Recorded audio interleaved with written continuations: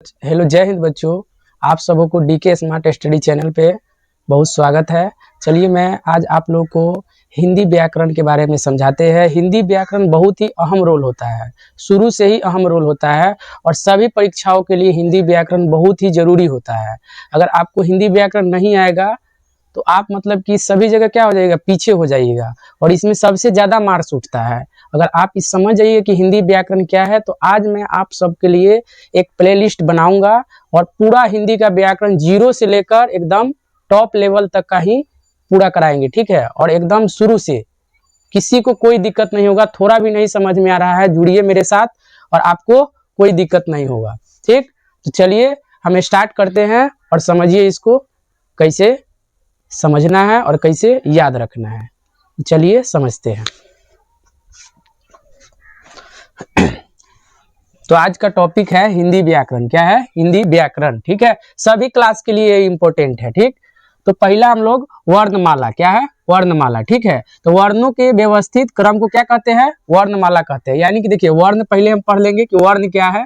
जिसका खंड या टुकड़ा नहीं होता है उसे हम क्या कहते हैं? वर्ण कहते हैं। जैसे में क हो गया, अ हो गया, ठीक है। और इसी को जब व्यवस्थित सजा देंगे तो क्या कहेंगे? हम उसको वर्णमाला कहेंगे। क्या कहेंगे? वर्णमाला कहेंगे, ठीक। अब उसके बाद है वर्णों की कुल संख्या। हिंदी में कितना होता है? 52। कितना है? हिंदी में कुल वर्ण कितने होते हैं? तो 52 होते हैं, ठीक।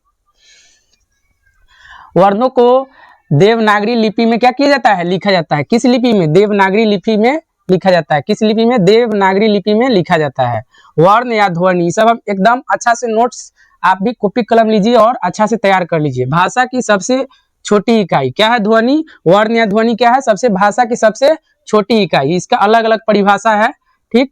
अब देखिए, वर्ण किस प्रकार का हो सकता है? या तो लिखित इकाई में हो सकता है या मौखिक इकाई में।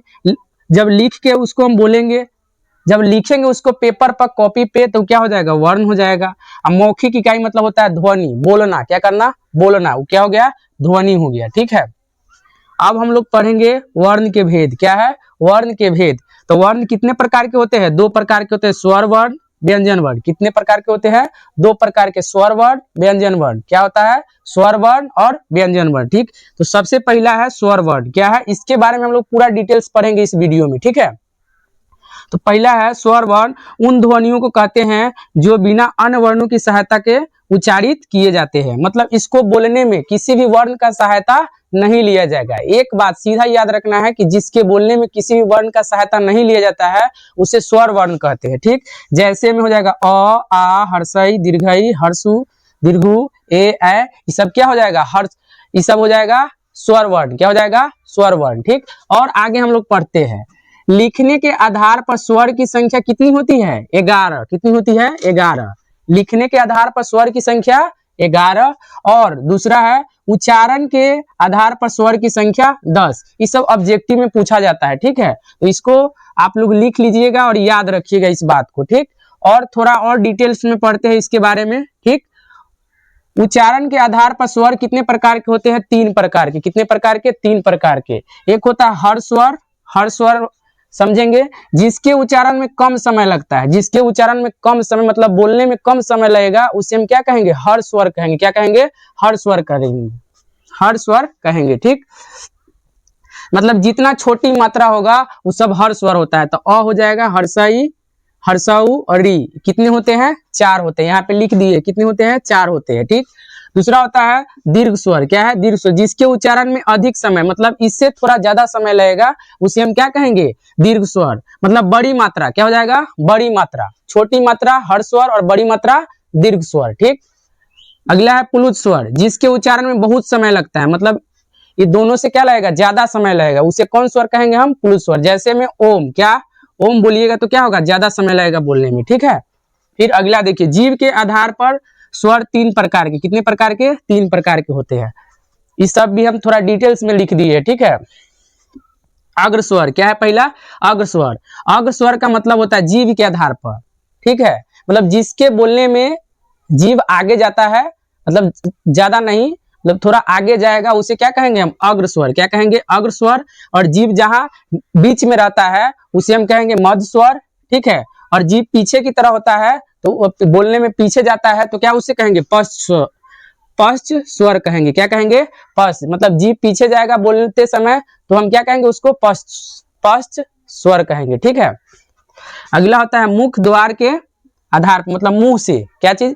मुख के आधार पर। ठीक, तो इसको मतलब बोलेंगे उसमें होता है। ठीक है, तो पहला होता है संवृत। क्या होता है? संवृत, इसको समझिएगा। संवृत मतलब इसमें जो भी इसमें आएगा उसको बोलने में हल्का मुंह खुलता है। क्या होता है? हल्का मुंह खुलता है। जैसे हर्षई, दीर्घई, इसमें क्या होगा? हल्का मुंह खुलेगा। क्या होगा? हल्का मुंह खुलेगा, उसे संवृत कहेंगे। ठीक, अर्धवृत, इसमें इससे थोड़ा ज्यादा मुंह खुलता है। क्या होता है? हल्का ज्यादा मुंह खुलता है। जैसे ए, ठीक है, ओ, इसमें थोड़ा हल्का ज्यादा खुलेगा, उसको हम क्या कहेंगे? अर्धवृत। और एक होता है विवृत। क्या होता है? विवृत, विवृत होता है, इसको समझिए। इसमें हम पूरा मुंह खुल जाता है। क्या होता है? पूरा मुंह, इसको बोलने में जैसे आ, क्या बोलेंगे? आ, इसको पूरा मुंह जब खुल जाएगा उसे हम क्या कहेंगे? विवृत। अविरत होता है वो। ठीक है, तो इसमें भी क्या होगा? थोड़ा ज्यादा खुलेगा, मतलब आधा के आसपास क्या हो जाएगा? खुल जाएगा मुंह, उसमें भी क्या कहेंगे? अर्धविरित कहेंगे। ठीक, अर्धविविरित कहेंगे। ठीक, इस प्रकार हमने आपको सारा वर्ण के बारे में समझाया है, जिसमें अभी स्वर वर्ण पे चर्चा किए हैं और पूरा एकदम डिटेल्स में बता दिए स्वर वर्ण। अगला वीडियो जो मेरा आएगा व्यंजन वर्ण पे आएगा। अगर आप मेरे चैनल को सब्सक्राइब नहीं किए हैं तो अभी कर लीजिए, जाइए यूट्यूब पर डीके स्मार्ट स्टडी चैनल को सब्सक्राइब कर लीजिए और सारा वीडियो आपको एकदम अच्छा से और मजेदार तरीके से मिलेगा। इस पे सारा प्लेलिस्ट मिल जाएगा बनाकर, अभी नया नया डेली क्लास अपडेट रहेगा, डेली एक वीडियो डलाया जाएगा। ठीक है, तो आप मतलब डेली पढ़िए और लिखिए और इसका प्रैक्टिस करते रहिए ताकि आप एग्जाम में अच्छा नंबर ला सकेंगे। ठीक है, अच्छा नंबर लाना है तो शुरू से पढ़िए, अभी से पढ़िए और अच्छा तरीका से पढ़िए, अच्छा नोट्स बनाकर पढ़िए और डेली रिवीजन कीजिए, तब आपका सब सब्जेक्ट स्ट्रांग होगा। ठीक है, चलिए मिलते हैं अगले वीडियो में। धन्यवाद।